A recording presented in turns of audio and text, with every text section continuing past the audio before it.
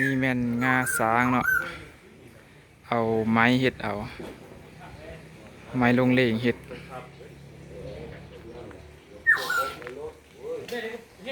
เขาจะขายเสียหาบักอันยิ่งเนี่ยมันยังบ่ทันตื่นต้นไม้มันตื่นนอน เจ้าก็ได้กินฉันในบุญเพื่อว่าไปกินนะแต่เห็นนั่นแหละ4 โล 5นะอย่างนี้ไม่ได้ที่มา มื้อนั้นบ่คิวมื้อเสร็จ เห็นนั่นแหละนั่นเห็นหักคอ เฮ็ดได้อีโคมเอ้ย โอ้เอาลง YouTube นายเอ้ยได้เงินได้ ดอก ไอ้บ้านมันหน้าโค ล ต ง ร YouTube เพิ่นเจ้าซื้อเพิ่นสิเฮ็ดได้ตู้สิขาย ใช่เลยนะเขาเป็นส่งคูณล้านนึง โอ้เขาเอาสิได้ส่งคูล้านนึงได้ เดี๋ยวนี้ก็ตรงนั้น แต่คูละล้านนี่ก็ยังมีปัญหานี่คูใหญ่นี่คูยังเอาอยู่ โอ้โหแย่หมดนี่ โอ้ ส่งไปเชื่อซะ นั่งเฮ็ดยืดก็ได้นะนั่งนี่คือนั่งชาย เอาตั้งใส่แม่แล้วเห็นจะห้ามเขาล ยื ง ด มา เล เลย ย ยกปูก็สร้างสองงานให้เลย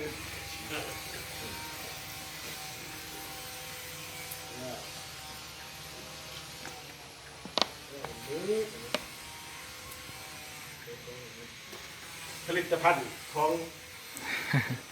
ภูมิ มวล ภูมิปัญญาชาวบ้านเนาะคือคนเอง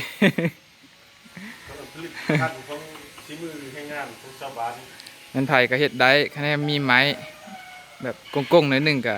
บ่ดีเฮ็ดได้ละ ต้มแก้วแกงต้มแก้ว เจ้าซึ่งภาษา ตีนมันแล้วเฮ็ดต่างหากแล้วจังเอามาประกอบเดียว แล้วก็ทาสีด้วยอัน TOA Folio Thinner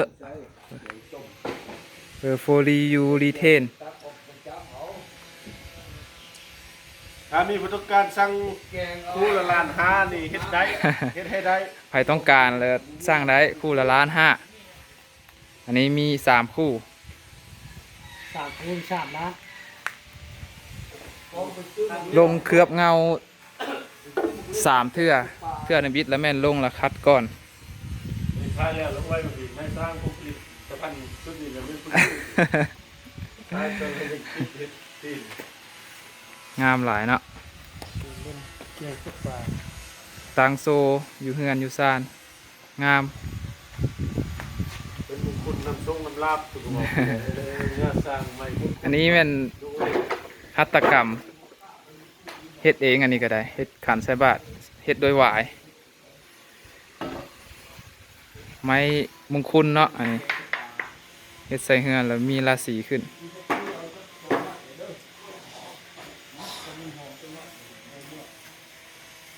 เรื่องเตรียมเด้อมา